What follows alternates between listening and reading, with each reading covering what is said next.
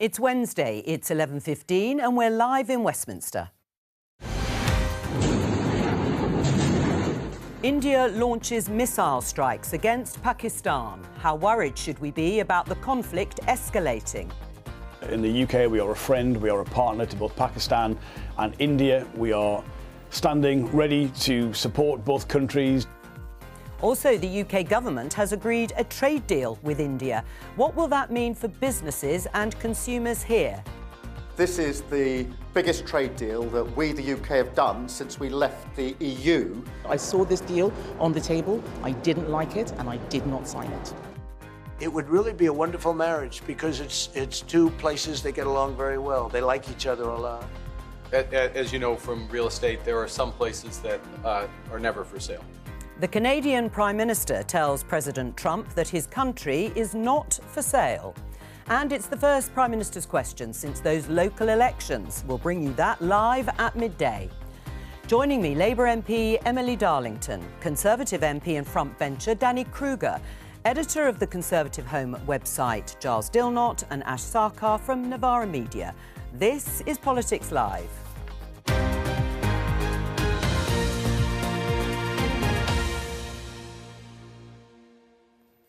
Hello and welcome. As you saw in the headline, overnight India has launched a series of missile strikes on 9 sites in Pakistan and Pakistan-administered Kashmir, increasing tensions between the two nuclear states. India claimed these sites were part of a terrorist infrastructure. Pakistan has confirmed that several locations have been hit, as you can see from the pictures, the aftermath. There are reports of casualties on both sides. Pakistan claims to have shot down 5 Indian fighter jets and drones in the worst fighting between the two countries in more than 2 decades. Now, these strikes come after India blamed Pakistan for an attack 2 weeks ago on a resort town in the Indian-administered part of Kashmir that killed 26 people. The Pakistani government has denied any involvement. Let's hear the Business Secretary, Jonathan Reynolds, who responded earlier to these attacks. In the UK, we are a friend, we are a partner to both Pakistan and India. We are standing ready to support both countries on dialogue, on de-escalation, and of course on the regional stability, which is very much in both their interests. And as well as that, making sure we are doing everything we can to manage any tensions that might appear at home here in the United Kingdom, because people will be worried about the news that they've seen.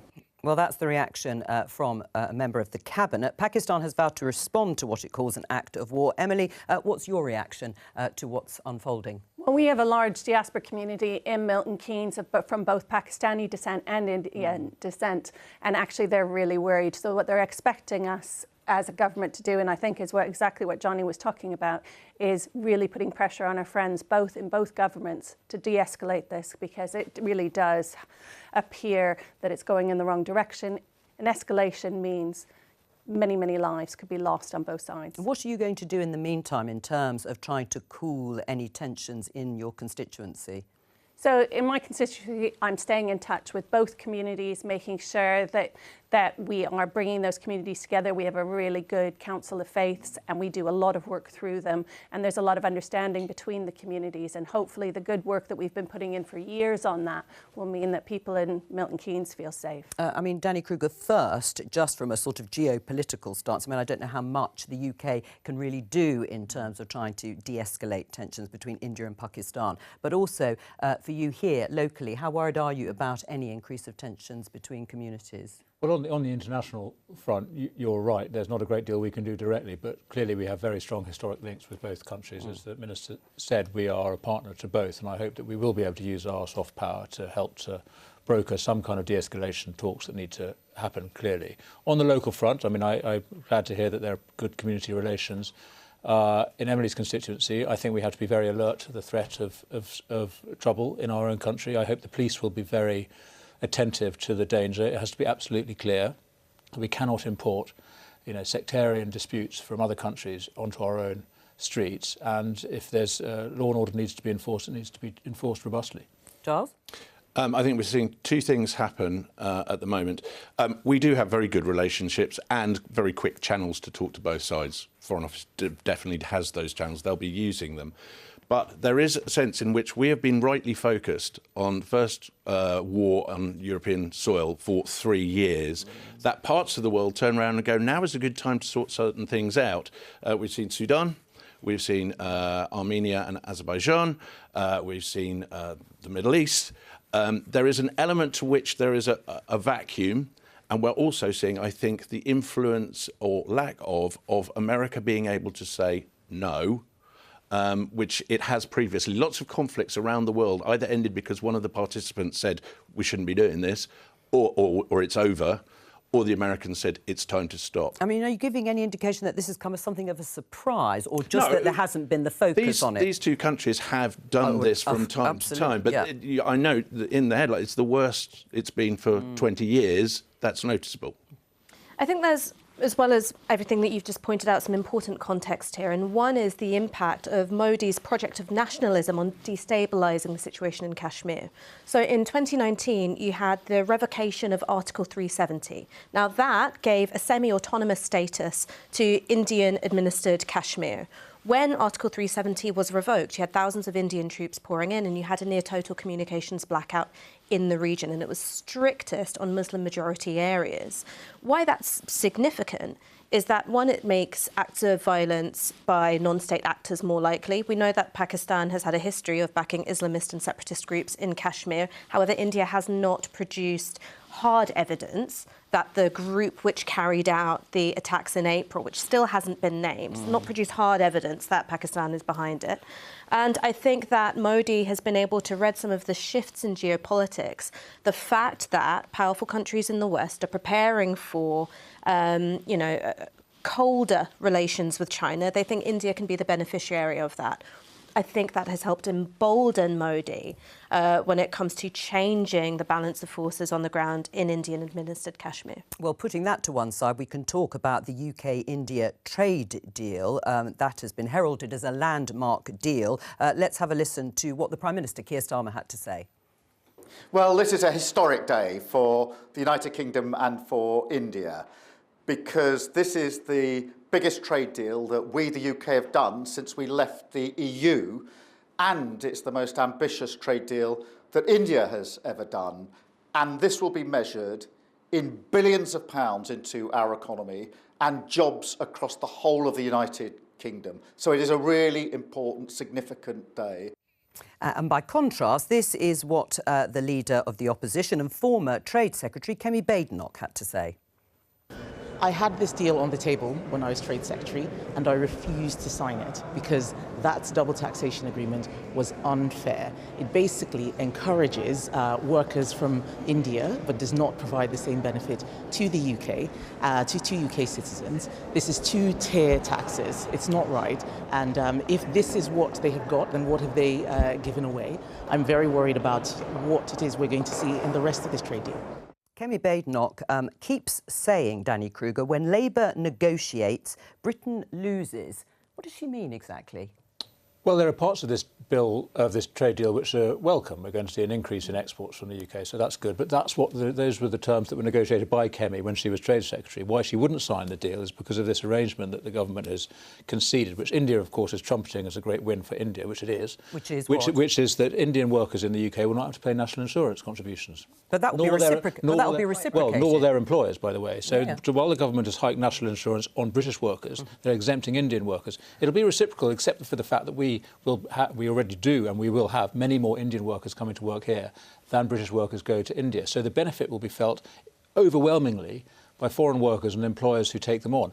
Just at a time when we are destroying jobs, or the government's destroying jobs with its employment rights bill, these national insurance rises as well. It's a very bad deal overall for Britain. Emily? I think it's really important that we look at the detail, and Kemi's not known for looking at the detail. It's actually workers from India working for Indian companies that are coming over here and working. They're already paying taxes over in India, so it would be double taxation. Not paying national insurance They'll be using British services here. They're not allowed to access any kind of benefits, and they pay an additional cost to access our NHS when they're here.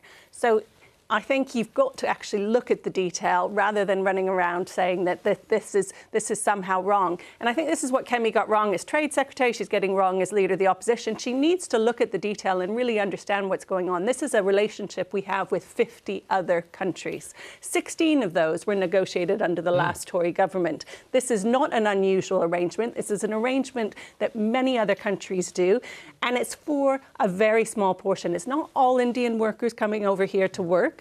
If they're coming to work for British firms and they're on British working terms and conditions, they are paying national insurance. It's a very small number, and to use it to kind of denigrate and talk down Britain is, I'm afraid, just exactly the opposite of what we need right now when we need that economic growth. That's $5 billion a year. Like I say, I welcome the fact that there'll be more exports. I'm afraid we haven't got the deal in legal services that we could have hoped for. Digital services is going to be very limited. I mean, if you're exporting Scottish whisky, that's great. If you're lamb. If you're importing frozen prawns, it's good. So there are some positives for consumers and producers. But the main thing and the great difference between these other trade deals that we negotiated is the numbers of visas that are going to be awarded and the numbers of workers coming in. These reciprocal arrangements work when you've got reciprocal numbers, when you've got comparable numbers of people coming and going. We have far more Indian workers coming here than going. That is true that there are far more Indian workers coming here, but according to the Business Secretary, there is not going to be an increase in the overall number. Well, we look forward to the detail to justify that claim. I don't understand it. We had many more Indian workers coming already. We're now going to make it easier for them to do so. That is why India is so delighted with this deal. That's their great win that they're trumpeting in the Indian press, that it's going to be easier for Indian workers to come to the UK. Well, it's certainly true we don't have all the detail. We have some of it, but you were involved, I understand, Giles, in this. What do you make of this, and Kemi Badenoch saying, I didn't sign it because it was not a good enough deal for Britain? That's absolutely true, because at the time, we spoke to the Indians about it.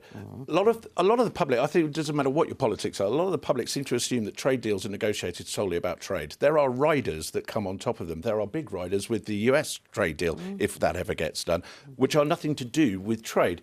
And the big issue was, as we said to the Indians, our big problem is that our Home Office tells us that those on India worker visas top the list of people who overstay.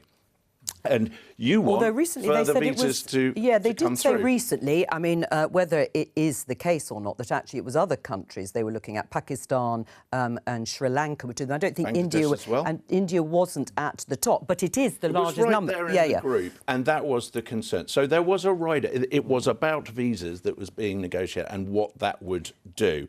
We need to see the detail of this deal. To give the government credit, landing a trade deal of that size is important.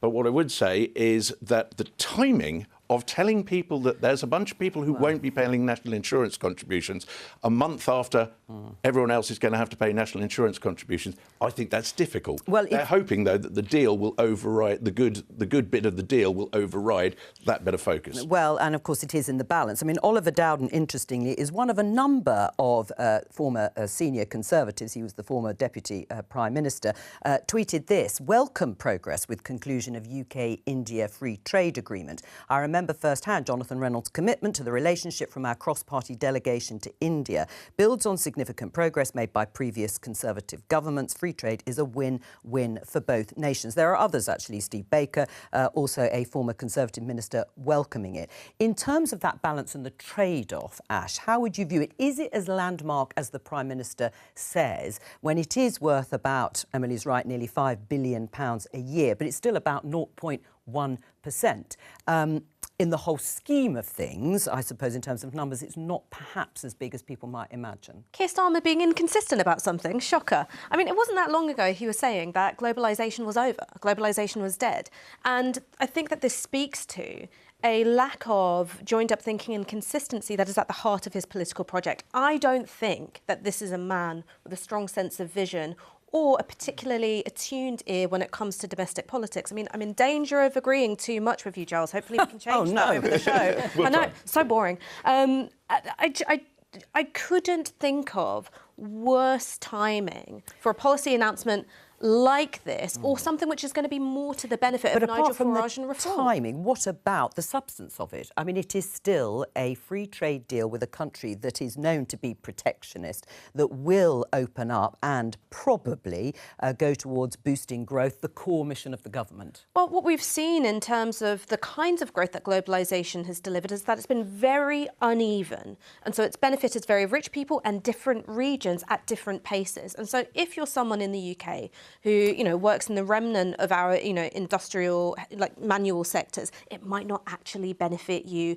all that much. And what we've seen is that with deals of this kind, people who are already on higher incomes, who work on services, it can be very good. For people who don't have university degrees, who, you know, work in heavy industry, these kinds of things can be really bad. And I think when you couple that with this question of national insurance contributions, I mean, it couldn't be more to reform's benefit than if Nigel Farage had written it himself. Well, we'll come to the politics with Emily in just a moment. But if you do put the timing aside, in terms of the national insurance contributions, it's a good deal. Look, it's a good deal as far as it goes. I would go back to what Danny was saying. It is shriven of some of the things that we most wanted in a trade deal with India.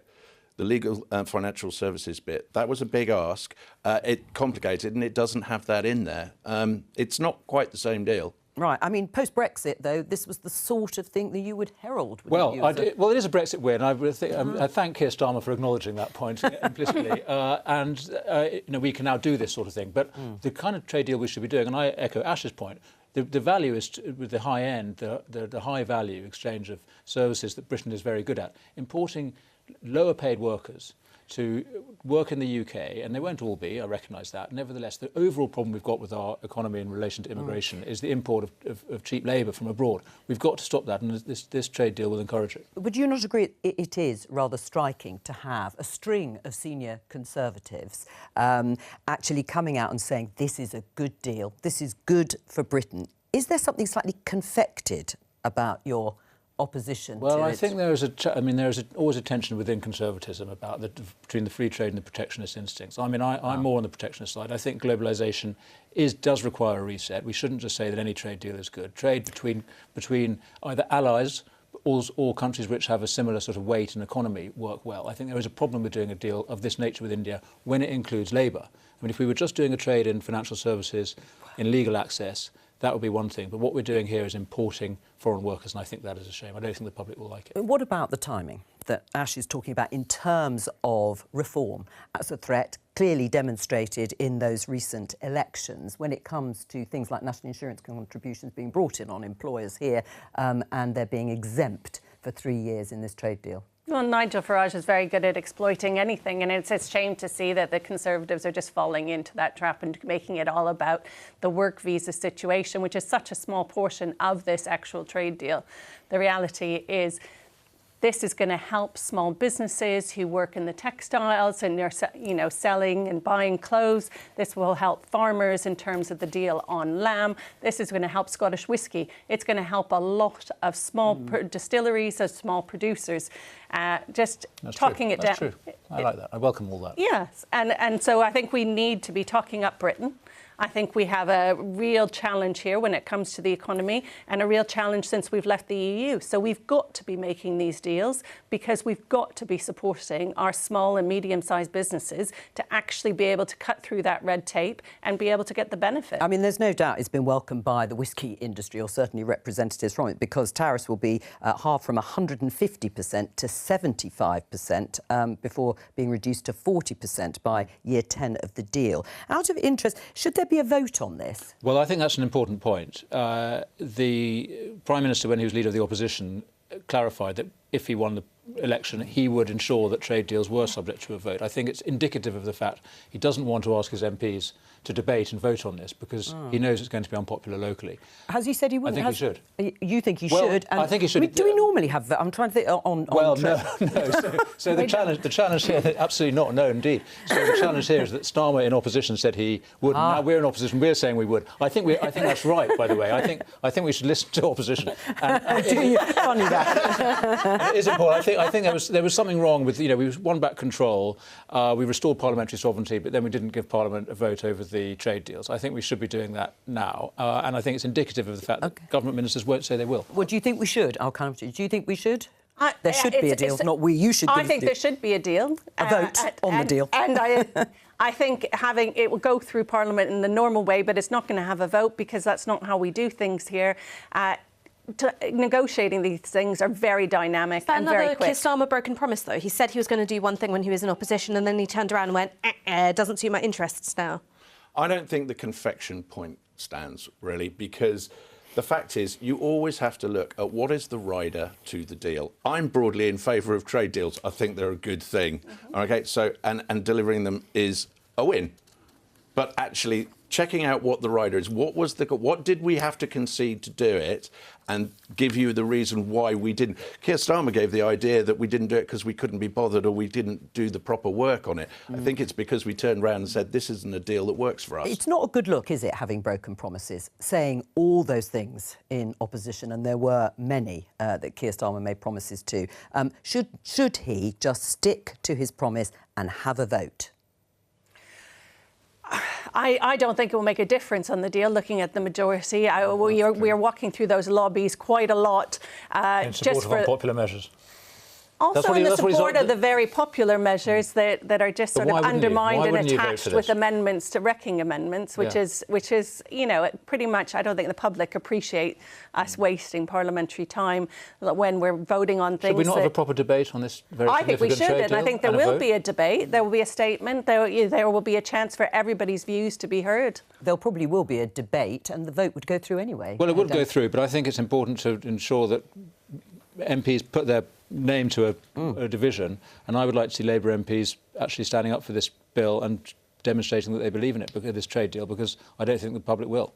Your call for a vote has been noted. Let's see what happens. And you can now listen to Politics Live on the live news stream on BBC Sounds. Just go to the live dial at the top of the BBC Sounds homepage. You can see there and tap on live news.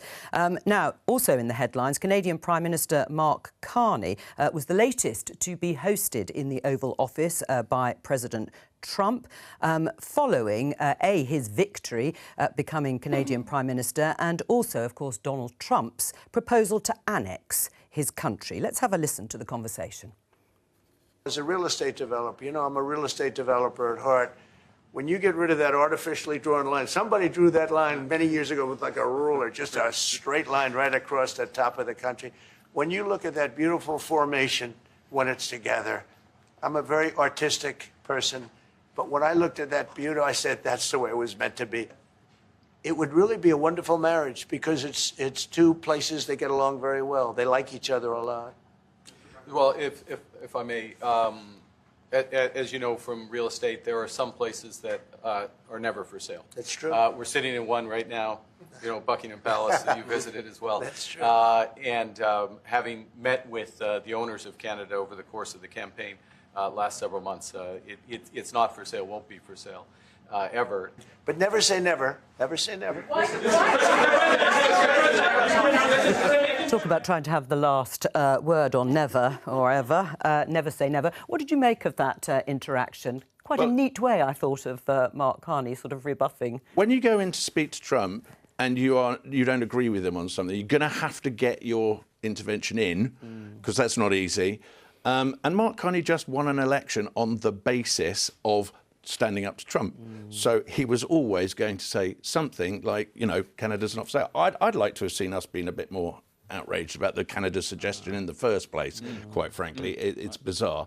But then one of the things that we all prepped for, whoever was going to be in government, about the prospect of Trump version 2, was at least his unpredictability is now predictable. And so you can actually work some scenarios. Whether Starmer's... We all praised him when he handled Trump in the Oval Office for the way he did it.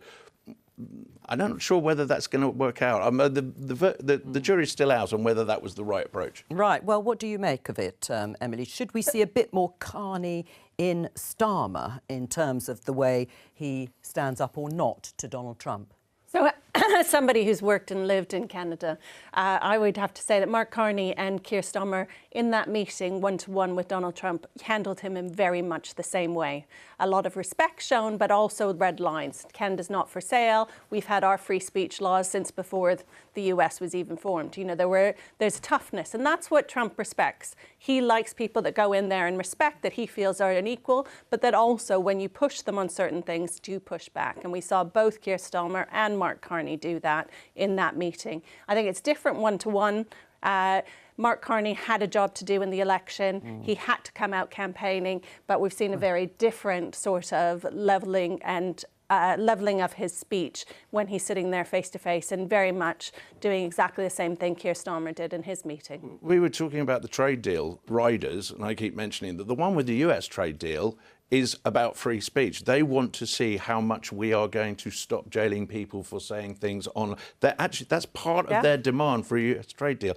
I don't see how you necessarily overcome that by going, we've had free speech laws before you did. It's going to be a really difficult one to get over. Well, it's a really interesting, there's this real push on free speech, and we do have protections on free speech when it affects somebody else, because we believe that the right to freedom of expression, the right to protest, but also you can't do it if it's going to harm someone else. It is a difference in approach, but we can't move on that.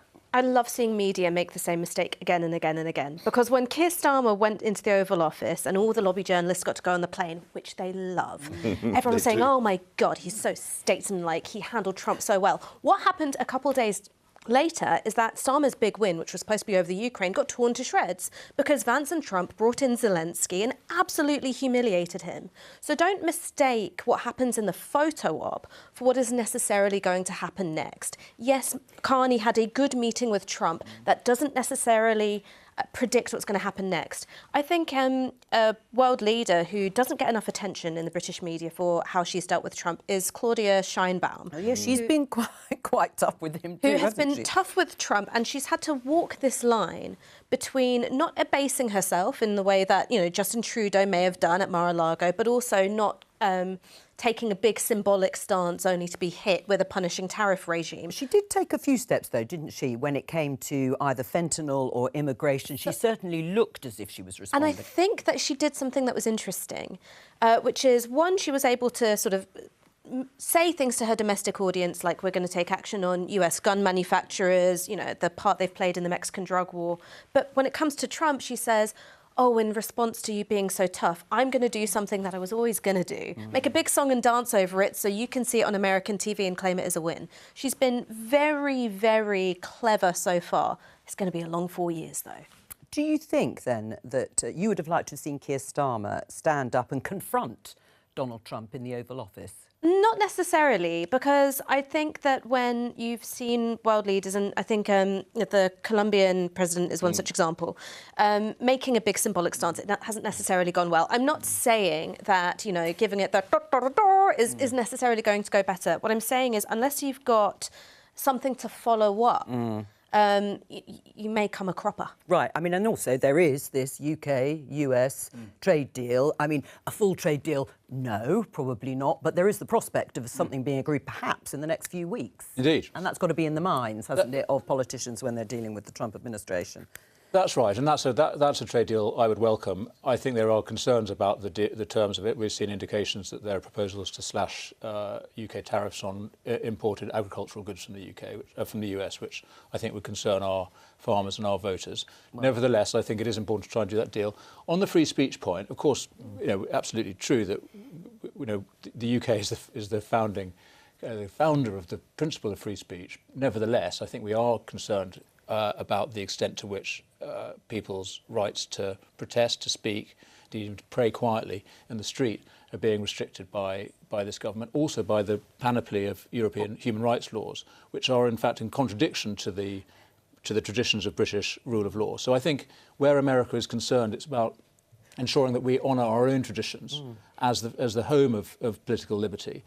I don't think it's appropriate to attach that to a free trade deal, but I think it is appropriate for American politicians to say what's going on in the UK. I mean, let's be honest. Firstly, actually, just as an aside, in terms of sort of traditions of this country, would you accept that under previous Conservative governments there were quite stringent attempts, I think most of them actually supported by Labour in opposition, in terms of coming down quite hard on protests, for example, or people not being able to make loud noises when they were demonstrating? I mean, yes. One could argue that that isn't very... There's always a very... Indeed, there's always a very fine line to be trod there, and it might be that we crossed it sometimes. Nevertheless, what we were trying to do in the last Parliament was to stop, active disruption to people going about their lawful business, including here in Westminster. But that is not the same thing as saying that people should not be allowed to voice their legitimate concerns about laws. And I think it is right that we insist that it is Parliament and the laws laid down in this country, rather than European laws, which regulate our national life. I mean, you've had under this government journalists whose coverage is broadly pro-Palestine arrested for that coverage. People tend to interpret free speech in whatever way benefits them. So when it comes to Trump and Vance, they're looking at some of the arrests made during last year's riots when people incited violence or were deemed to have incited violence on social media, and they go, that's a breach of free speech. When it comes to something like journalists being arrested, because ultimately that's exactly the same kind of crackdown that the Trump administration is doing when it comes to pro-Palestine writers, pro-Palestine students, not a peep out of them. So one of the things which I find so infuriating about this is that there is an extreme level of disingenuousness when we're talking about free speech. We tend to define it in the ways which are politically advantageous, and we ignore the stuff that isn't. And the person who's actually in the administration who's really pushing for this and for it to be attached to the trade deal is actually Vance, not Trump. It is. And the State Department, there are people in there who will tell you straight that's going to be part of the deal. You've got to do something to get that across the line. Well, I think what's really interesting is when it comes to the online space, where really it's a Wild West in the US, and you can threaten to kill people, you can threaten to rape people, and there's no consequence, particularly with some of the new moderation mechanisms. And we've taken a very, very different approach in terms of online media, and I think that's really important for us to do, and we may need to strengthen that further, because parents want their children protected. We want the ability, particularly as women or public figures, not to be threatened on a daily basis as we go about our business. That actually dampens down free speech. So we take a very different view. I take that point, but as somebody who gets more than their fair share of racial abuse online, I am not happy with the way in which the government is saying we're going to have the power to regulate what we deem to be harmful but non-criminal speech. And that creep of criminalisation on speech I'm very worried about, particularly when it comes to things like journalism. And there is a balance. I think that abuse online is awful. I've experienced firsthand the impact that can have on your mental health. However, the way in which that gets invoked in order to crack down on legitimate speech, and the way in which there has been a sort of cross-party consensus on this, I find deeply, deeply concerning. So we've just done an inquiry on the Science and Innovation Technology Select Committee. We're exactly looking at how you get that balance, because you're right. What we don't want to do is allow a government that wants to crack down on a particular point of view to be able to come in and use it and say that's harmful or misinformation. But what we do see is how the riots were encouraged, where the misinformation was disseminated. On this pro-Palestine journalists, are you personally worried about the way in which the Terrorism Act has been used to seize and search the devices and hold in detention pro-Palestine journalists? Are you worried about that? Because I think that's a misuse of the legislation. What I'm particularly worried about is my children going online, being able to be approached by groomers and predators, asking for pictures. We're in agreement about that, but I asked you a specific question about the use of the Terrorism Act against pro-Palestine journalists who have been arrested and detained. This has been going on for, over a year now. Yeah, I'm not aware of those particular cases, and I would need to see if they're arrested for being pro-Palestinian or if they're arrested for other issues. But I'm certainly aware of that is going on around the world, and we do need organisations like the World Service and others to be able to make sure that there is good reporting happening in many, many regimes right across the world. While all these discussions are going on, the former US President, Joe Biden, remember him, has been speaking to the BBC in his first interview since leaving office. He gives a clear sense of his frustration with Donald Trump's foreign policy pronouncements. Let's have a listen. Look at the number of European leaders and European countries. They're wondering, well, well, what do I do now? I mean, what's the best route for me to take? Can I rely on the United States? Are they going to be there? We talk about now that, well, it's the Gulf of America. Maybe we're going to have to take back Panama. Maybe we need to acquire Greenland. Maybe Canada should be. What the hell's going on here? What president ever talks like that? That's not who we are. We're about freedom, democracy, opportunity. What the hell is going on here, he asks. What the hell is going on here is the end of an international order that has delivered rising inequality, wage stagnation, wars, discord in the West for 30 years. And we might not like Trump's manners, and I don't like them much, but that's not a reason to object to the changes that he's trying to introduce. He's putting American national interest back at the heart of American policy. I don't think we should dispute that. That's what we should be doing too. I would like a more consensual style. I'd like it to be more British in his manners. But I'm afraid that's, I think, what most people object to, is the way he's carrying on, the way he speaks. But actually, he's speaking the language of American voters. And as ever, we should take him seriously, but not literally. We shouldn't be concerned about his language and what he wants to rename a Gulf or whatever. And I don't think he's serious about taking back Canada. But he is serious about reasserting American national interest. Emily? Well, he's not taking back Canada. It was never America's in the first place. It was ours. Exactly. That's the way to unite the North American continent. And it's still part of the Commonwealth. I mean, my view is his style of politics is quite corrosive and actually quite divisive. And when we talk about, looking at the actual things that allow people to have better job security, get over wage stagnations, it's things like the Employment Rights Bill that's just going through the House, and it's things that are opposed by those on the right. So actually getting rid of zero-hour contracts where people have been exploited, making sure that they get proper sick pay, these are things that actually Trump doesn't agree with, and certainly the right wing of our parties don't agree with either. Well, Emily, you've brought us neatly to politics back here. 10 minutes until just under Prime Minister's questions. You can see Minister Jess Phillips there at the dispatch box, if you look closely, as the chamber is filling up. We've had reaction from both the Prime Minister, Keir Starmer, and the leader of the Conservative Party, Kemi Badenoch, to the results, the aftermath of those local elections. Let's start with what Keir Starmer had to say yesterday. I think it's really important that we indicate to voters that we get it. I think we need to explain the decisions that we've taken.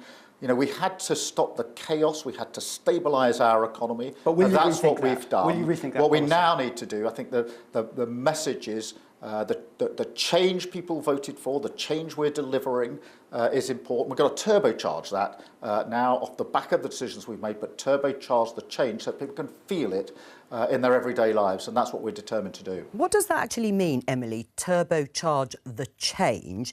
Because arguably, when you look at those results, a lot of voters don't like the change. So why bother turbocharging it? Yeah, I think we were forced into some really unpopular decisions because of what we inherited. And I don't think we did a very good job explaining why we were trying to make things fairer. And a lot of the things that they did vote for haven't come into place. So getting control of your buses and being able to actually have train system that works on time and getting employment rights back to where they need to be and stop people being exploited at work.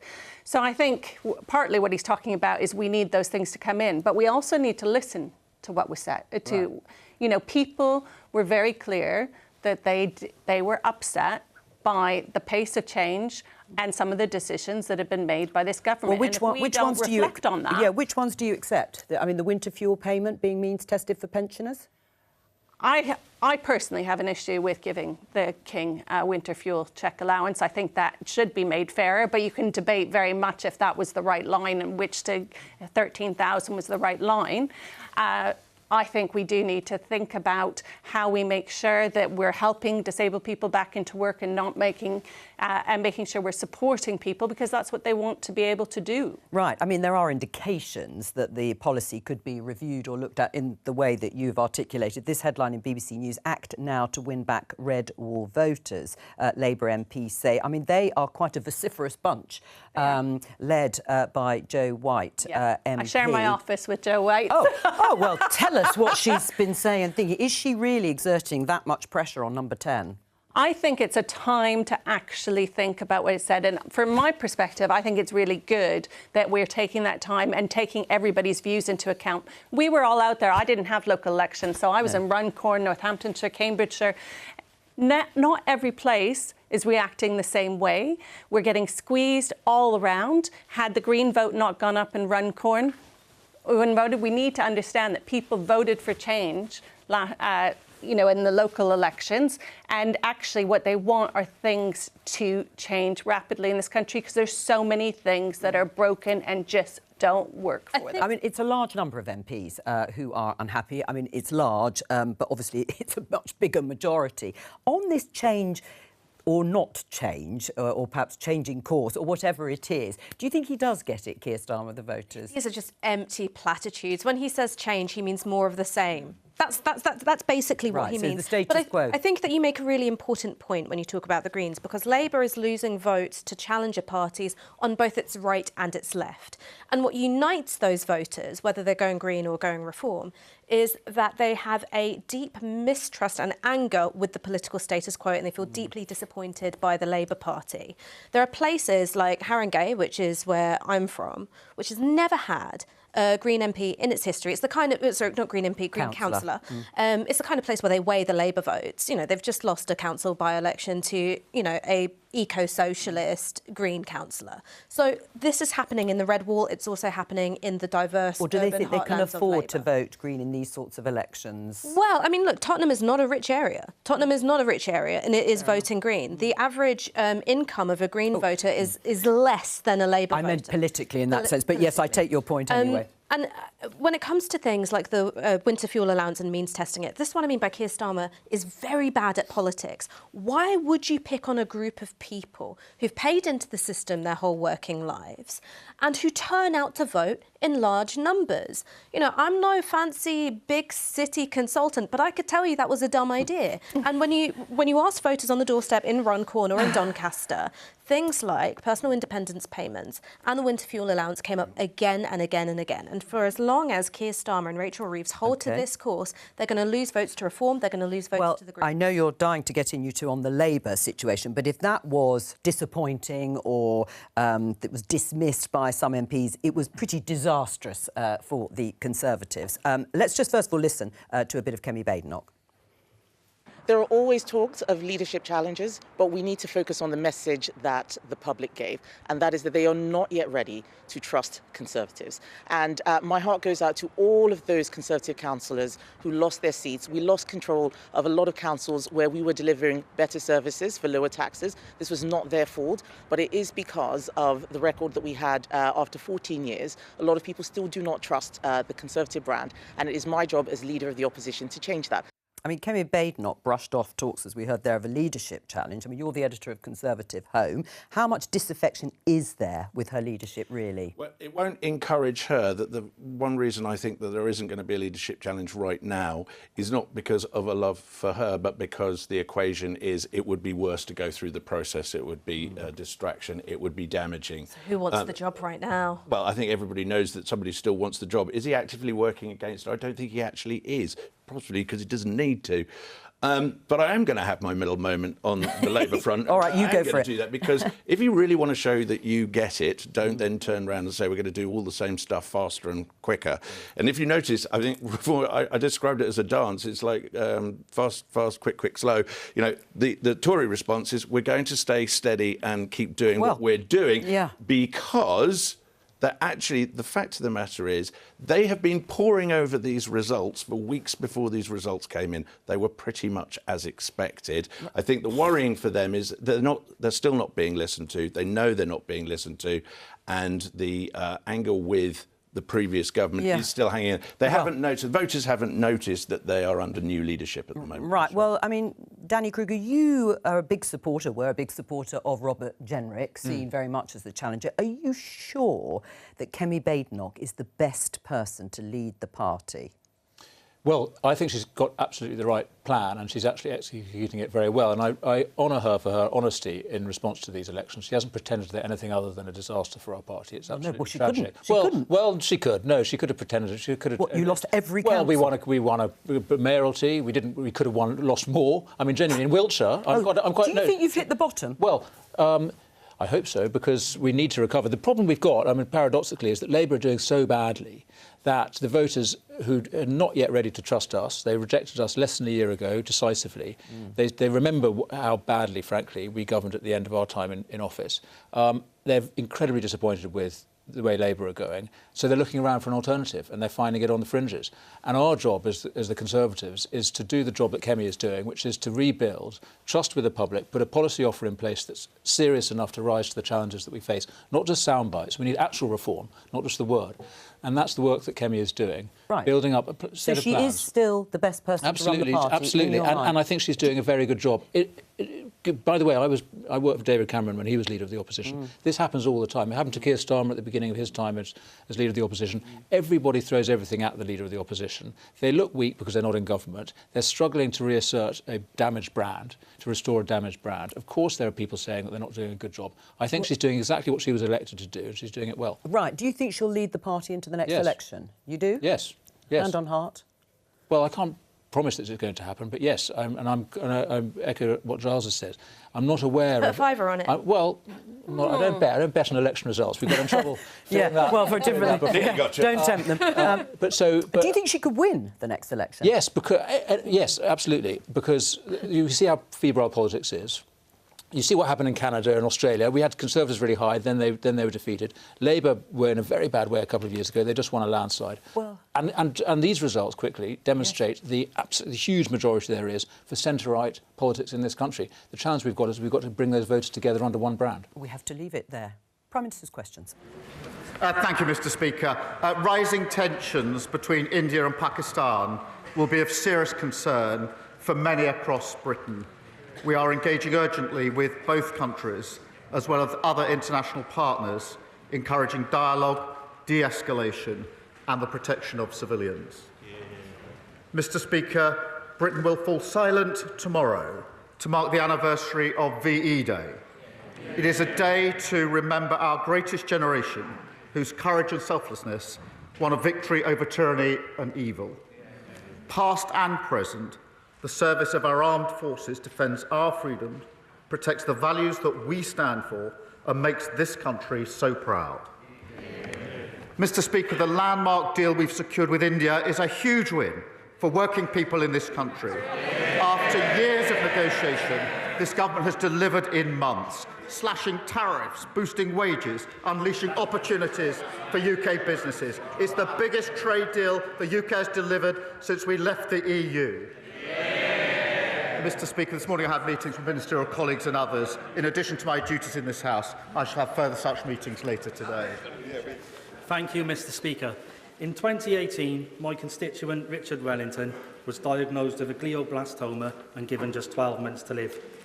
Against the odds, he's still with us today.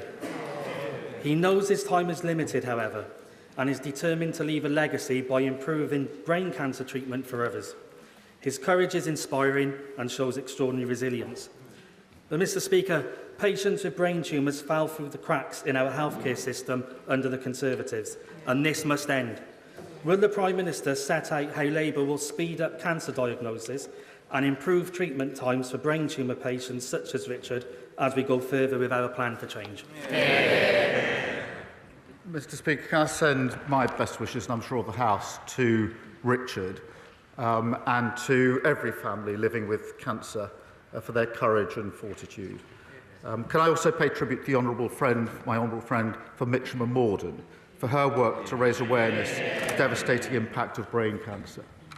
I'm really proud that our plan for change has already delivered faster diagnosis for more than 80,000 cancer patients. We're rolling out Cancer 360, Mr. Speaker. That's groundbreaking new technology that will slash treatment delays across the NHS, investing in more scanners, surgical hubs and radiotherapy machines. It's important work that is only happening because of our decision to make a record investment in the NHS, opposed by every other party. Leader of the Opposition, Kemi Ben. Thank you, Mr. Speaker. And can I echo the Prime Minister's comments? It was an honour to meet veterans at the VE Day parade on Monday and to commemorate the sacrifice of that generation.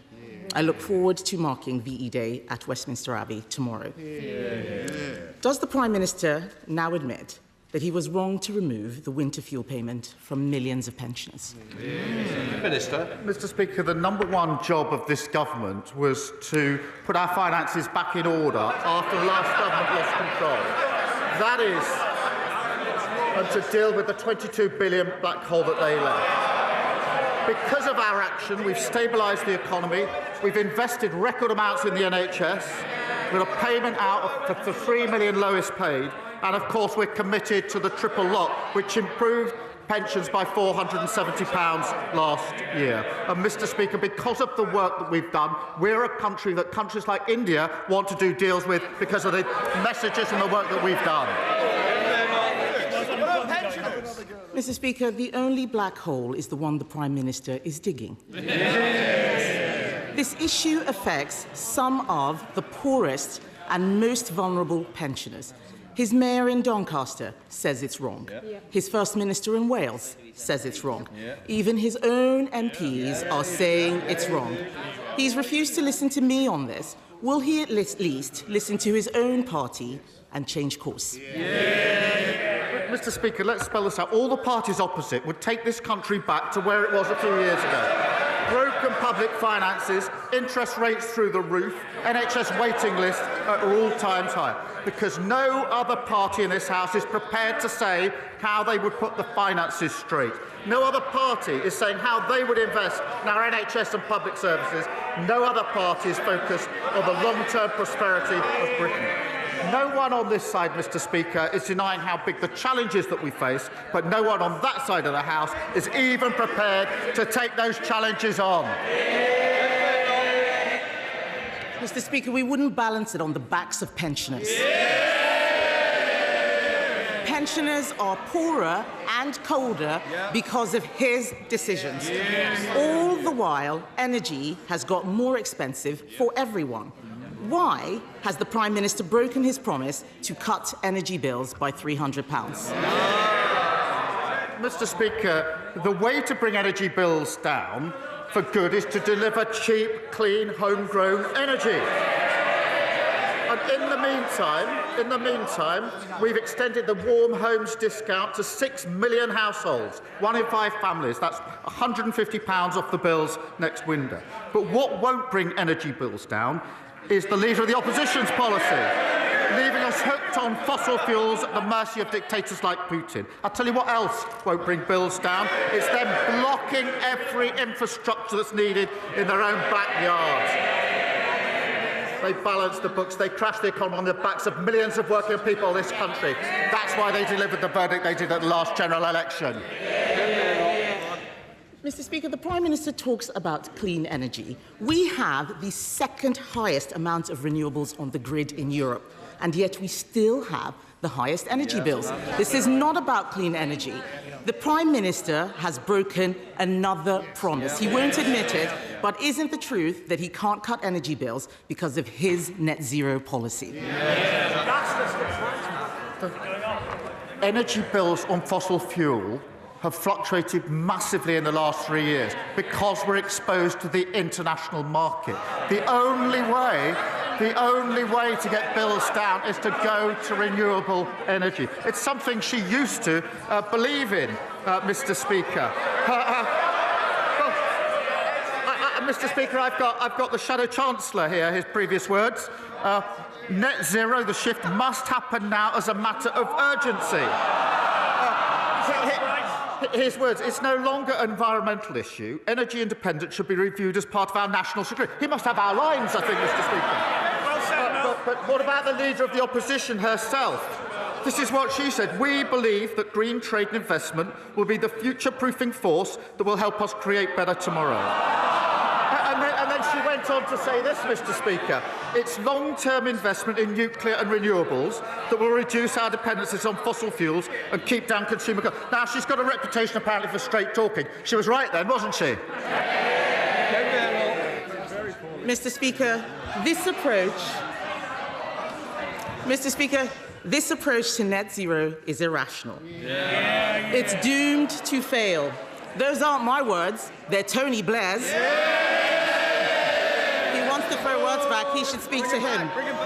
But the truth is, the Prime Minister is on another planet. His net zero plans mean ever more expensive energy. Across the country, jobs are disappearing. Last week, a ceramics factory in Stoke closed because of energy costs. This morning, 250 more job losses have been announced in the North Sea. And yet, the amount of gas the UK is importing is doubling. So why is he shutting down the North Sea rather than getting our oil and gas out of the ground and making energy cheaper? Mr. Speaker, as I've said many times, oil and gas will be part of the mix for many decades to come. But net zero, Mr. Speaker, is an opportunity to be seized.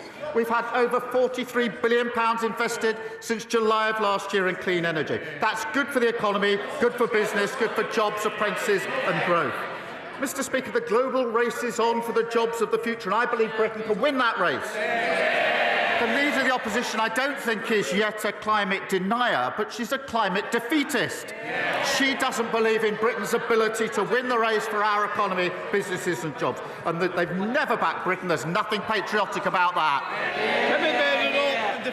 Mr. Speaker, he's got no answer, but he couldn't even bring himself to say something. He couldn't even bring himself to say something to the 250 people who found out that they lost their job this morning. The fact is, pensioners are poorer and people are being laid off. From winter fuel to net zero, his energy policy is a disaster and everyone knows it. We know it, the public know it, the unions know it, his MPs know it, even Tony Blair knows it. His only answer is to go further and faster in the wrong direction. Why should we all suffer because he won't admit he has got this wrong? Mr. Speaker, of course nobody wants to see job losses, but she should address her comments to the tens of thousands of men and women in this country working on renewables for the future of our country and tell them that she doesn't want that. That is anti-growth, anti-jobs and anti-working people. But every week, Mr. Speaker, she comes along to talk the country down, to cart from the sidelines. She can't even bring herself to celebrate the deal we've done with India. They took 8 years fiddling around and got absolutely nothing. We've delivered the best deal since we left the EU, the most ambitious deal for India, which has been measured in billions of pounds into our economy and thousands of jobs in the country. She should be welcoming that. Weston. Thank you, Mr. Speaker. UK automotive faces major challenges, and Trump's tariffs are the latest crisis to hit the industry. Investment and jobs are now on the line, from Mini to McLaren, Aston Martin, Jaguar Land Rover, and many others. Will the Prime Minister continue to make their case in his talks with the US regime and remain a champion for this vital sector, unlike the Honourable Member for Clacton, who believes that Jaguar deserves to go bust? Mr. Speaker, he makes a very good point. We are backing British car companies like JLR, and our India trade deal will see tariffs slashed for car sales, and that is good for British jobs. And the criticism on the double taxation is incoherent nonsense. It's a benefit to working people. It's in the agreements that we've already got with 50 other countries. And if the member for Clacton or the Leader of the Opposition is seriously suggesting that they're going to tear up agreements with 50 other countries, create a massive hole in our economy, they should get up and they should say so. Leader of the Liberal Democrats, Ed Davey. Thank you, Mr. Speaker. As we celebrate 80 years since Britain led our allies to victory over fascism, can I, on behalf of the Liberal Democrats, pay tribute to all those who struggled and sacrificed so much for our freedoms today? And can I associate myself with the Prime Minister's remarks about the conflict in Kashmir, and with him urge restraint and de-escalation on both sides? Mr. Speaker, among the messages voters sent ministers last week, one stood out: bring back the winter fuel payment for millions of struggling pensioners. So people will be disappointed the Prime Minister failed to do that today. Mr. Speaker, he says he wants to go further and faster to clean up the mess left by the Conservatives. But on social care, so crucial for our NHS, he's going slower and slower. Not only will the Casey Commission take 3 years, we learnt on Friday the government plans to take an extra 7 years to implement it, not till 2036. So will the Prime Minister rip up that timetable, make sure he doesn't repeat the mess made by the Conservatives, and get on with fixing social care this year? Mr. Speaker, as he knows, we're taking this in 2 stages. We are already taking measures to increase the support for social care, quite right too, and doing the long work to reform and make sure we put a system in place. But can I just say to him once again, he comes here every week saying we should spend more money, and he comes here at the same time saying he doesn't want to pay for any of the measures to raise that money. That is nonsense. Sir Ed Davey. Mr. Speaker, I'm disappointed with that answer, and I will keep coming back to hold the Prime Minister to account. Mr. Speaker, people also want a government that will stand up for our country against Donald Trump. Mr. Speaker, first he came for our steelworkers and our car makers with his outrageous tariffs. Now Donald Trump is coming for our world-leading British film industry. So will the Prime Minister work with our allies in Europe and in the Commonwealth and make clear to President Trump that if he picks a fight with James Bond, Bridget Jones and Paddington Bear, he will lose? Mr. Speaker, he really should listen to the sectors that he thinks he's championing. They do not want us to abandon the work we're doing to try and get an agreement with America. They want that agreement to reduce tariffs. That's the sensible, pragmatic way to protect our national interest. It is not sensible or pragmatic to choose between the US and the EU, to abandon the work we're doing on trade with the US and leave the tariffs exactly where they are. That's the most damaging thing that could possibly be done. Jack Abbott. Refer to the House as my register of interest. Mr. Speaker, for young people in Ipswich, there is no shortage of ambition, just a need for greater opportunities. And that's why last autumn I was proud to sign an agreement with Sizewell C, guaranteeing 500 jobs for people in my town, alongside additional investment for Suffolk New College's courses on welding, engineering and fabrication, so kids in my town can access the well-paid, secure skills jobs on offer. So therefore, can I urge the Prime Minister to support a final investment decision for Sizewell C, not just for our country's energy security, but also for the once-in-a-generation opportunities for young people in Ipswich and Suffolk? Well, Mr. Speaker, it's good to see a local Labour MP fighting for jobs in his constituency and achieving excellent results. Mr. Speaker, we will make our final investment decision at the spending review, something the party opposite failed to deliver in 14 years. We're unashamedly pro-nuclear, pro-growth and pro-jobs. That's why we're making it easier to build small modular reactors and scrapping absurd rules that left vital projects tangled up in needless paperwork. We're doing the work that they failed to do in 14 years. Stephen Flynn. Thank you, Mr. Speaker. Prior to the election, the Prime Minister promised that energy bills would come down. They continue to rise. He promised that he would save the refinery at Grangemouth.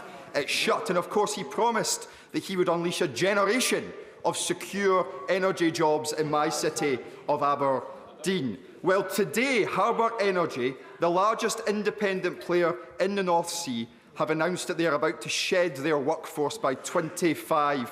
That's 250 jobs in my constituency gone in the blink of his eye. And do you know who they blame, Mr. Speaker? They blame the policies of the Labour Party. So can I ask the Prime Minister, in fact, can I invite the Prime Minister to come to Aberdeen and explain to my constituents why he is willing to move heaven and earth to save jobs in Scunthorpe while destroying jobs in Scotland? Mr. Speaker, nobody wants to see job losses, but I'd remind the right honourable member that before we came into office 10 months ago, the SNP government in Holyrood, alongside the Conservative government, did absolutely nothing for projects like Groundnut. Absolutely nothing. In Grangemouth, we have committed £200 million to secure the future for the site, delivered a £100 million deal. We're helping with the training guarantees that are needed. But just like his First Minister, the Honourable Well, he'll raise anything to distract from their disastrous record. Almost 1 in 6 Scots stuck on an NHS waiting list, standards and violence in Scottish schools, over £1 billion cut from local government. We gave them the biggest settlement since devolution. They've been in power for nearly 2 decades. They've got absolutely nowhere to hide their appalling record. We should struggle. Thank you, Mr. Speaker. Can I thank the Prime Minister for recently visiting the now royal port of Barrow in my constituency to lay the keel for the new Dreadnought-class submarines recently. He will have seen how proud we are to build our nuclear deterrent, which keeps us safe. As we move forward with our plans for change, does the Prime Minister agree with me that Barrow and Furness can provide a blueprint for the whole country with defence investment, creating jobs, growth and prosperity in communities right across the UK? She's absolutely right, Mr. Speaker. Royal Barrow is a model for how defence can be a catalyst for the skilled, well-paid jobs right across the United Kingdom. And I was proud and humbled to thank the crew of the Vanguard submarine returning home after months away, including 4 of those on board who are returning to their newborn children. That's the change that will come from spending 2.5% of GDP on defence for the first time since the last Labour government. Extra investment in Barrow has been made possible by my honourable friend and this government because the party opposite made promises, but as usual, they never ever set the money aside. Tesserman. Thank you, Mr. Speaker. Ahead of the 80th anniversary of VE Day, may I thank the Prime Minister for his government's recognition of the highly dangerous and clandestine work of the 1,746 pilots and navigators who form the RAF's photographic reconnaissance squadrons and the 635 Buckinghamshire-based photographic interpreters, often forgotten, by marking their service with a national memorial near the Churchill War Rooms. They had a near-death rate of 50% and only 2.5 months life expectancy. But they still captured 26 million images of enemy operations, providing daily up-to-date intelligence via the interpreter's analysis to the strategists in the Cabinet War Rooms for all our armed forces. I'd ask the Prime Minister to join me when this national memorial is unveiled to pay our respects to the likes of the late Captain Wilfred Bruce Tilley, DFC, of Axbridge in my constituency, and the other amazing young men whose work was so critical to the safety of millions of people in this country and elsewhere. Well, can I thank her for raising this really important issue? And I'm sure members across the House would support a memorial to the service and sacrifice of those veterans. The bravery and service of individuals like Captain Tilley and others in the photographic reconnaissance units and photographic interpreters saved the lives of many servicemen and servicewomen, and of course civilians, at the cost, as she rightly points out, of many casualties, in fact, of those units. So as we mark the 80th anniversary of VE Day, we will remember them who helped secure our greatest victory. Thank you, Mr. Speaker. Mr. Speaker, the London Borough of Hackney spends £54 million a year and rising on temporary accommodation. Not only is this costing the taxpayer dear, but it's wrenching families apart, communities rent asunder, schools are closing, and families are living in hostels in overcrowded rooms or far flung out of London. I welcome our pledge to build 1.5 million new homes. Will the Prime Minister reassure my constituents that social housing is a priority for him? Well, she's absolutely right. Families are desperate for security of their own home, and we're delivering the biggest boost to affordable and social housing in a generation, backed by an additional £2 billion of investment. And that and our reforms will supply our ambitions to build 88,000 new homes across London, including in her constituency. Mr. Speaker, at the same time, we're tackling the root causes of homelessness and, of course, scrapping Section 21 evictions. Savage. Thank you, Mr. Speaker. Under the Conservatives, inequality has surged, with now over 14 million people, including 2,000 children in the South Cotswolds, now living in poverty, while the richest 1% see their incomes soar. Of the developed countries, we are now the 9th most unequal. Will the Prime Minister listen to the Liberal Democrats, the public and many of his own Labour backbenchers and commit to reversing changes such as PIP, the winter fuel allowance and two-child benefit cap, and introduce clear poverty reduction targets to ensure that any economic growth benefits those who need it most? Well, she's right to raise the appalling record of the last government, which saw 900,000 more children in poverty. Mr. Speaker, we're already delivering 750 free breakfast clubs, boosting the minimum wage for over 3 million. That's the lowest paid workers in our country. And the Child Poverty Task Force is looking at every lever that can be pulled. I'm very proud of the last Labour government's record on tackling poverty, and we'll continue to do that in this government. Len Stewart. Mr. Speaker, last month's data showed the NHS lists in Wales fell by 3 months in a row. In England, the waiting lists have fallen by 6 months in a row. In Scotland, after nearly 20 years in charge, the SNP government have left our NHS on its knees. Instead, remarkable acts of charity from rock legend Rod Stewart are helping people to get the care they need. Will the Prime Minister agree with me that Scotland needs a new direction so that my constituents in Ayr, Carrick and Cumnock don't rely on charity for their health care? Well, I thank her for raising this issue. The contrast, as she points out, is stark. In England and Wales, waiting lists are falling, with over 3 million extra appointments already delivered. In Scotland, the SNP they've just introduced, Mr. Speaker, their 5th NHS recovery plan in just 4 years. They've had the biggest budget settlement since devolution. Nearly 2 decades in power, they've still no idea how to fix the NHS, and they've run out of excuses. Sean Burry. Mr. Speaker, VE Day marked the end of horror in Europe, and afterwards our post-war expansion of welfare benefits was something truly principled from Labour. So, given the real fear felt by disabled people in Brighton Pavilion and across the nation, will the Prime Minister agree that now is the time to be principled again and restore their support, not make his MPs vote to restrict it?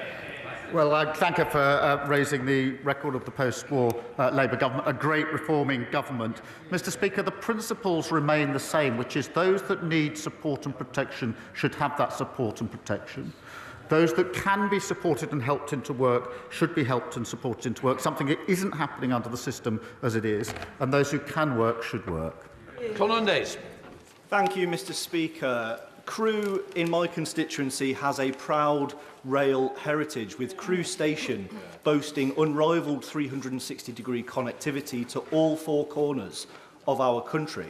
So when the Conservative government took the decision to cancel the second leg of HS2, this was a great betrayal of my constituents, taking a sledgehammer to our town's prospects for regeneration and prosperity. So will the Prime Minister look kindly upon proposals to extend high-speed rail north of Birmingham, utilising Crewe's unique strategic value to the rail network and bringing opportunity and prosperity to the north of England? Well, Mr. Speaker, he's right to highlight the importance of stronger and more reliable rail connections, improving journeys and driving economic growth. The party opposite utterly failed to grip delivery on HS2. Costs went through the roof, timelines were shredded, false promises and a total failure. Mr. Speaker, we're reviewing the position that we inherited, and we're committed to improving rail connectivity across the north, and we've already announced £415 million extra for the key Trans-Pennine route upgrade, which will slash journey times, deliver growth and more reliable modern services for passengers. Thank you, Mr. Speaker. This week, the Israeli government approved a plan to officially conquer Gaza. And just yesterday, Minister Smotrich vowed that Gaza will be entirely destroyed and that the Palestinians will have to leave in great numbers to third countries.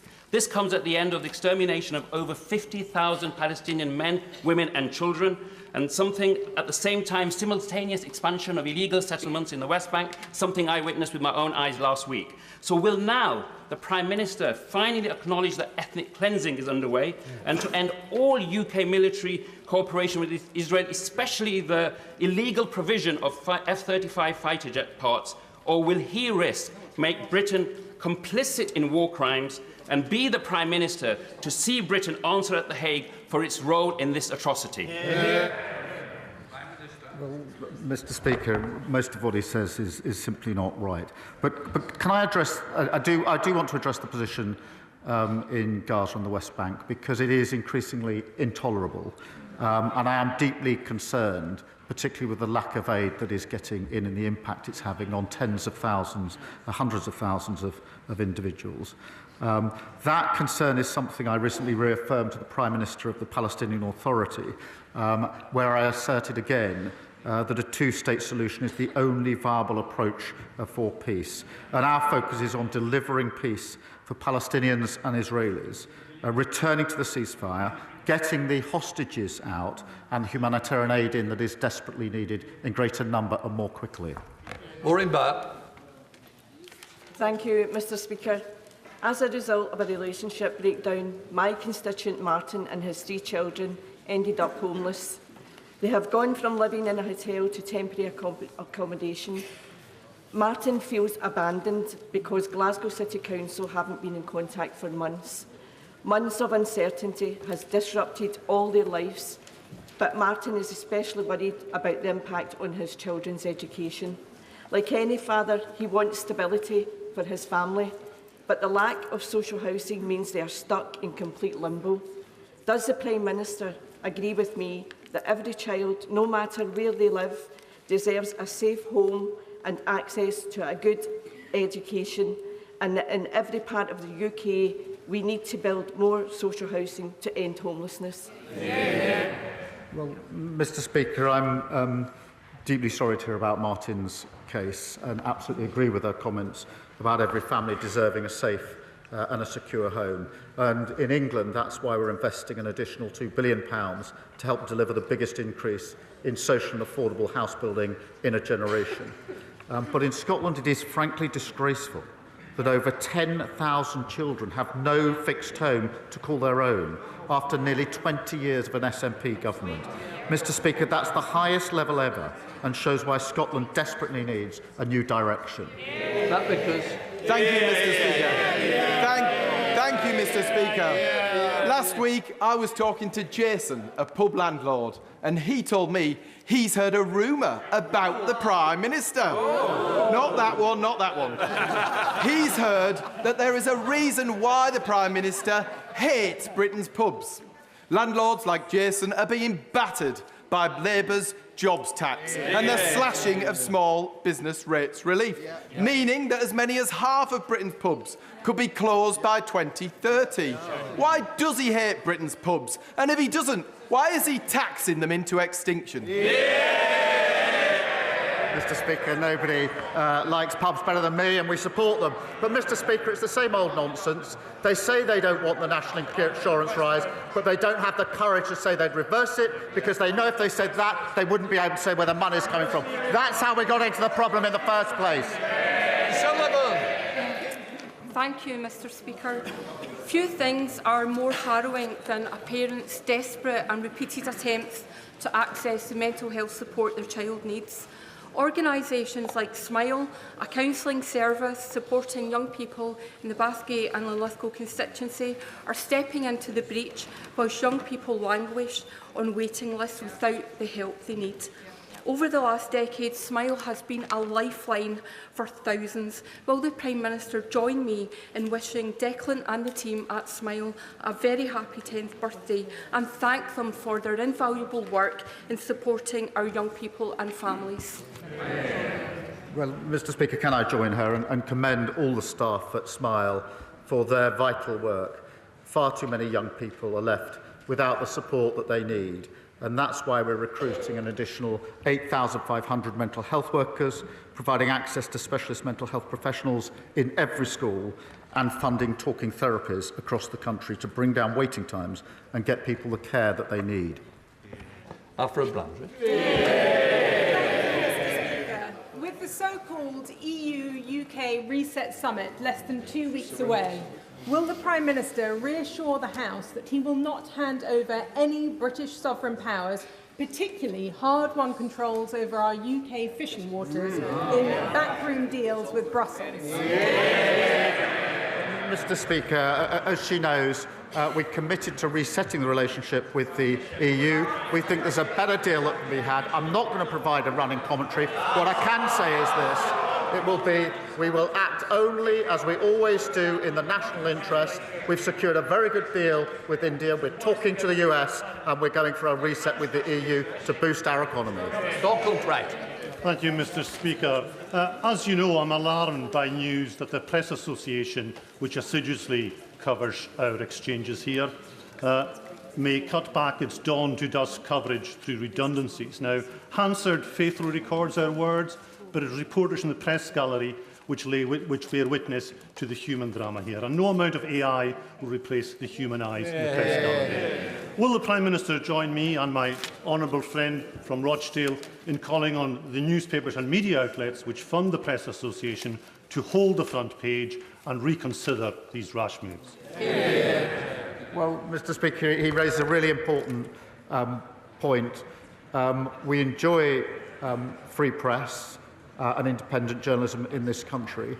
Across the world, journalists risk their lives and lose their lives doing what they do best, independently pursuing the truth. And I've been on many occasions to award ceremonies, usually on a yearly basis, where the names of those journalists that have either lost their lives or their freedom is read out. And it's always a humbling reminder of the really important work that they do. Final question, Mike Wood. Thank you, Mr. Speaker. And Mr. Speaker, as you know, Parliament has banned charging of electric vehicles in its underground car park because of safety concerns. And yet, local authorities around the country often feel powerless to stop the construction of battery energy storage systems near people's homes, near our rivers and canals, despite 3 fires already this year. Will the Prime Minister look again at his planning and infrastructure bill to make it easier, rather than harder, for local communities to have a meaningful say? Mr. Speaker, I'm really proud that on our planning and infrastructure we're taking the action that hasn't been taken for years to drive our economy. And I'll remind him it was the thing that was signalled by the OBR as the single biggest driver of growth over the coming years. That completes Prime Minister's questions. Let the front bench change. That does indeed bring us to the end of this week's session of Prime Minister's Questions. Let me introduce our guests for this part of Politics Live. For the Government and Education Minister Jackie Smith, Helen Whately, the Work and Pension Secretary, the Shadow Work and Pension Secretary for the Opposition, for the Conservatives, and the BBC's Chief Political Correspondent Henry Zeffman. Welcome to all of you. Well, Kemi Badenoch, probably following those local elections, which were pretty disastrous for the Conservatives, but they weren't great for Labour either, particularly on the issue of means testing, that early decision taken by Rachel Reeves and the government last year, means testing winter fuel payments for pensioners. It came up on the doorsteps, according to a wide raft of Labour activists and MPs, as well as opposition. And Kemi Badenoch was very keen to cite the First Minister of Wales, a Labour politician, the Labour Mayor of Doncaster, as well as Red Wall Labour MPs joining in the chorus of Change Your Mind. Even Ed Davey focused his questions, or certainly one of them, on this mistake, as he calls it, means testing the winter fuel payment. Is it going to be reversed? Not anytime soon. Government categorically ruled out reversing that policy yesterday. But it is quite staggering, I think, when you take a step back, the breadth of people within the Labour Party who are now being openly critical, actually not necessarily just of the winter fuel allowance policy, but more generally about this government's economic policy. So today, as you say, you have this grouping of self-styled Red Wall MPs. Of course, you've also got Louise Haigh, the former Transport Secretary, who's on the sort of soft left of the party, the hard left of the party, never liked Sir Keir Starmer. Of course, there's all the loyalists in the government, but there's plenty of things they say privately which aren't massively loyal. So the fact that that is happening, that conversation, both publicly and privately, just 10 months after this government won a landslide, is quite something. But then we should also say, I mean, it's clearly Kemi Badenoch who was not the beneficiary of dissatisfaction with the government's winter fuel policy. And there is something quite strange, isn't there, about this Prime Minister's questions, where you've got these two parties knocking lumps out of each other, whereas on Thursday and Friday it was Reform UK who were sitting there with just 5 MPs on the back benches who prospered. Right, and as you say, people talking about the end of two-party politics and so on and so forth, fragmentation. On this means testing of winter fuel payments for pensioners, Jackie Smith, why have you failed singularly as a government to explain it in a way that anyone supports it? Well, it's pretty tough to turn around the sort of fiscal inheritance that we got last July. The Chancellor was really clear that the most important thing to enable us to grow the economy, to invest in public services in the way in which we want to, was to fix the economic foundations. The fact that we did that means that for pensioners, we're able to maintain the triple lock with £1,900 more over the course of this Parliament. It means that we're seeing living standards increase for 2 years in a row. It means that we're going to be able to do some of that investment that Labour supporters are really keen to see. Without being, rude about it, I've heard those arguments time and again, but they failed to land, haven't they? You failed to convince people. Perhaps it's because it only saves about £1 billion. I suppose not insignificant, but when you think of the so-called inheritance that you talk about from the Conservatives, it is somewhat a drop in the ocean. So why have you failed to get that across to the voters? Look, what you do if you're going to try and solve the sort of mess that we inherited is that you have to make some of those difficult decisions early in order, in the longer term, to be able to bring about the investment that makes a difference. We're beginning to see some of that impacting now, waiting lists coming down, for example, but it does take time. And I understand the frustrations that people feel about the fact that at the moment it feels like we're making the difficult decisions and people aren't yet seeing Has it been the worth benefits. The political capital? Well, what we definitely need to ensure is that we don't go back to the type of chaos that we saw under the last Tory government. The Liz Truss budget, which created massive insecurity, that we maintain the, I think, the reputation for fiscal security that we're developing, the type of reputation that means that we're able to do that enormously important trade deal with India. Well, yeah, you can, but Helen, the point is, Jackie's got a point. Helen, you can come in and explain why we had the inheritance we had. Yeah, but hang on, Jackie has got a point in the sense that, what is the economic prospectus from the Conservatives? And if you can explain what it is, certainly no one wants it. I mean, from those local elections, you lost every single council. Can I just come in on I don't know where Jackie's been for the last few months. From what you said is so different from the reality out there. So when you came into government, you inherited the fastest growing economy in the G7 and inflation right back down to target and a 22 billion black hole that we had to fill. And you created a big black hole. Hold on, I gave you your time to say a whole lot of things that I thought were completely not true. Helen, it was the fastest growing economy in 1 quarter after a decade or so of sluggish, anaemic growth. If you just come to what is the economic perspective? So I'll come to that, but it's just having let Jackie speak. Yeah, go on. So she inherited the fastest growing economy in the G7 and inflation right back down to target. And since Labour have come into power, everything has gone in the wrong direction. We've got unemployment going up, we've got growth down, with inflation above the level that it was wages going up faster than prices. So everything, business confidence absolutely crashing. And I talk to people who are distraught about whether they'll be able to get a job because businesses are cutting back on their recruitment because of the jobs tax that you've put in place and the employment rights bill that you're bringing. So everything's going in the wrong direction under you guys. But they still don't vote for you. So one of the things that we've heard, I heard it on the doorsteps too, is about this the winter fuel payment cuts, which Labour hasn't said they would do before the election. They didn't tell people they were going to do that. They brought it in, and it's very, very unpopular. And what I would say to your party leader, to Keir Starmer, is he should be listening to the MPs who are speaking out against this. He should be listening to us. We've said that we wouldn't have done it. It's something he should look again at. Would you reverse it? Would you reverse it? Saying. So what we have said is that we wouldn't have done it. We wouldn't have taken the decisions but you wouldn't reverse that it they either. have taken. We do recognise that the winter fuel payment isn't perfect. Not everybody who gets it, not necessarily everyone who gets it. Kemi Badenoch talked about means testing. You should come into government with a plan of how you're going to do it, not do what Keir Starmer's been doing, which is making these rushed and wrong decisions on the hoof. I understand that, and there is certainly, as we have seen demonstrated, deep unhappiness with that policy in many, many quarters. But I would love you to just set out what is the broad economic prospectus of this Conservative Party that they would take into the next election, albeit many years away, in contrast to what Labour is doing? Look, you took me a huge amount to set out my view and our view on the economy.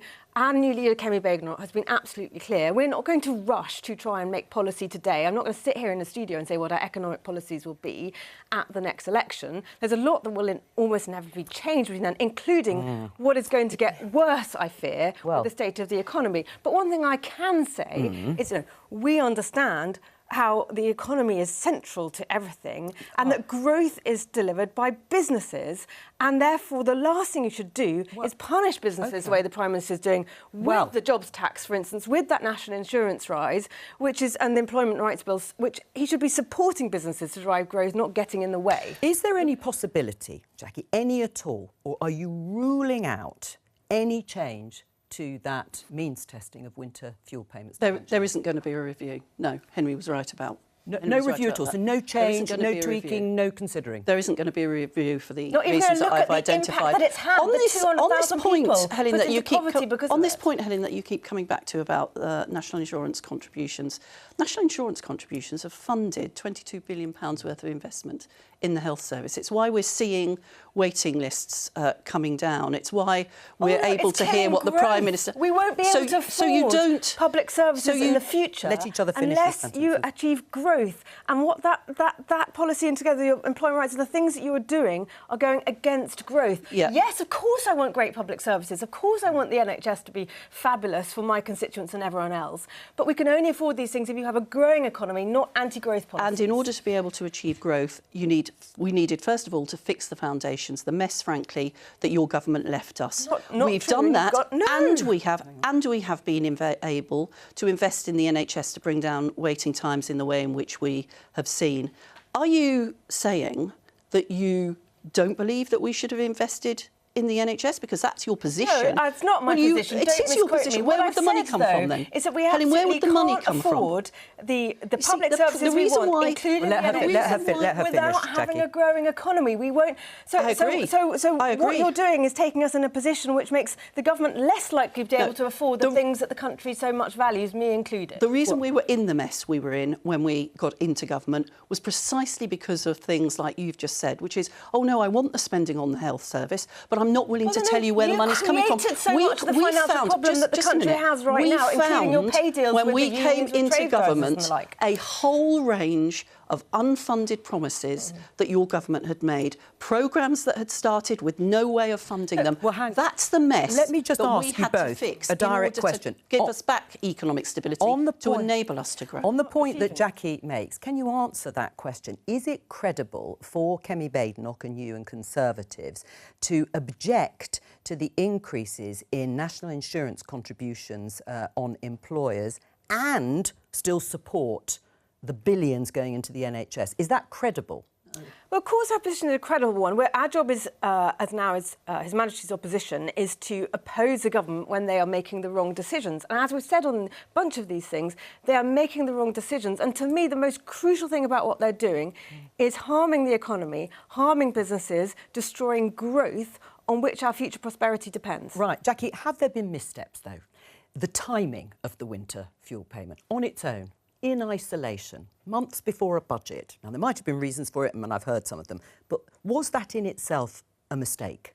Look, No, I think Even actually the I think what the Chancellor was saying at that point was, look, we are really serious about putting the fiscal position in this country back on a stable footing, because that is the only way that we can be confident about growth, that we can have the sort of international confidence in our country that enables us to make trade deals like we've made with India, and that will give us the basis on which we can, yes, invest in the health service by finding the money to do it, not by simply It's not what it said. It said not by pensioners, simply, thanks, we've had your votes, not and now, by simply, no, we'll take away your winter fuel payment. That's what it said. Not by Election simply over, job wishing done. it around. Look, the thing about government, Helen, as you will remember, is that actually you need to make decisions in the best interests of the country. Sometimes they can be Not that difficult. one. Sometimes change takes time to come. All I just wish when you were in government you'd been as responsible about our public finances as this Chancellor is. Then we wouldn't have the mess to clear up now. Let's talk about the other subject that Kemi Badenoch talked about, which again very close to voters' hearts, and that is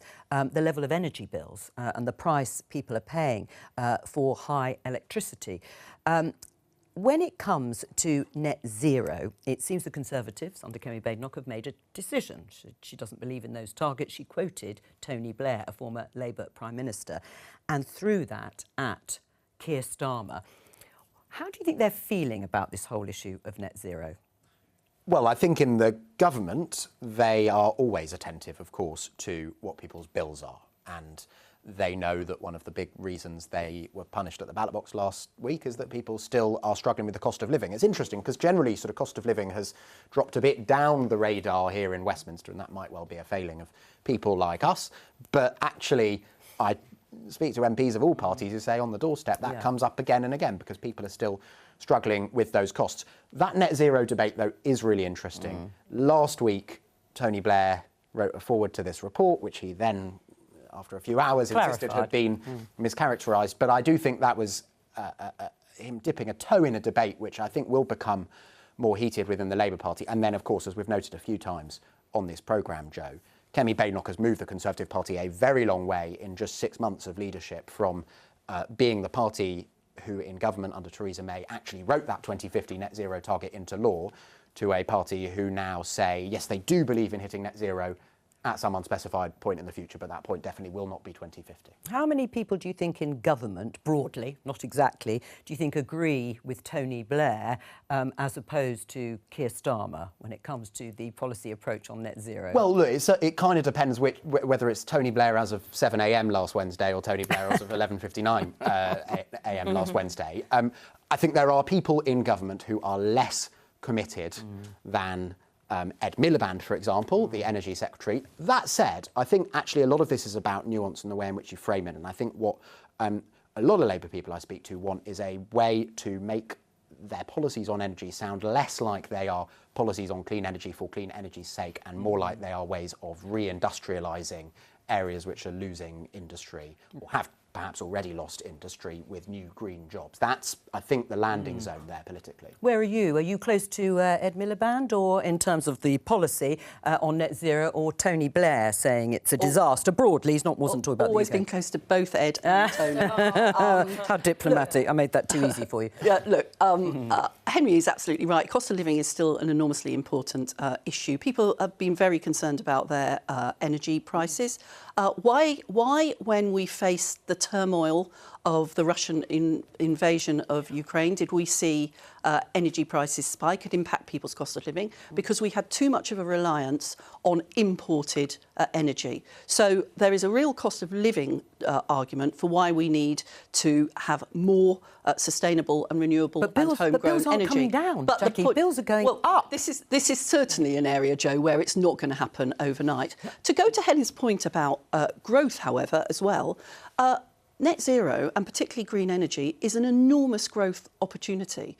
This is an industry growing 3 times faster than the rest of the economy. If we want good jobs, if we want growth in the economy, and if we want the benefits of reliable energy, it is absolutely right that we should be investing in that. And, of course, bringing in private investment. We've brought in over £40 billion worth of private investment into that green energy industry. Helen? Well, clean energy is a growth opportunity for us, and that's something we might agree. But I support Kemi Badenoch's position where she said, actually, just setting a net zero target without a plan to get there, that's not the right way for us as a country to go about this. And the cost of energy is crippling. It's tough for households, really tough for households, and really, really tough for businesses too. Keir Starmer and his party promised to bring down people's energy bills by £300 in the run-up to the general election. Instead, those bills have gone up by about that amount. So that's a promise broken. So actually what we need as a country is we need cheaper energy, and we shouldn't be essentially shutting down oil and gas in the North Sea. Yes, we need to transition to cleaner energy, but for the foreseeable future we will be using oil and gas, and we should be supporting that part of the UK's sector. Right. I mean, do you think it's a vote winner, Kemi Badenoch's policy, your policy on net zero, scrapping the target? Well, I think people don't want to see their energy costs going up and up. They want to be able to afford their bills. And it's going in the other direction. When is that £300 a year reduction to people's bills? That was what was quoted by the Prime Minister during the election. When's that going to happen? Well, it certainly wasn't going to happen in 10 months, and it will rely. In 10 years? Can I just say, first of all, on this point about oil and gas, as the Prime Minister said very clearly in Prime Minister's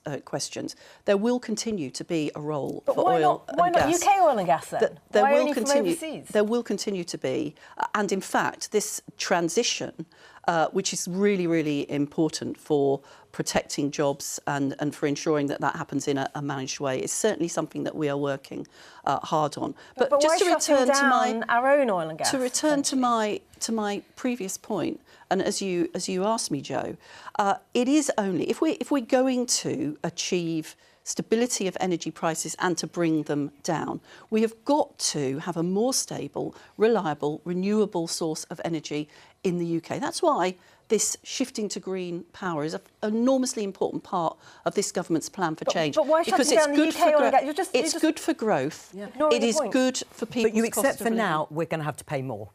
No, I don't accept that. I mean, I'll tell you when we were paying more. We were paying more in the last 14 years when there had been no effort to mitigate the impact of international energy prices caused by international events. When the then government made no effort to bring about this transition that we are bringing about now, where we are bringing, this green energy is an industry yes, growing three times faster. Well. We have over £40 billion worth of private sector investment coming into that. No, that is good both for growth and for people's pockets. Can I just ask you about something else? Because you are the Skills Minister in this government under Keir Starmer. You were the first female Home Secretary under Gordon Brown.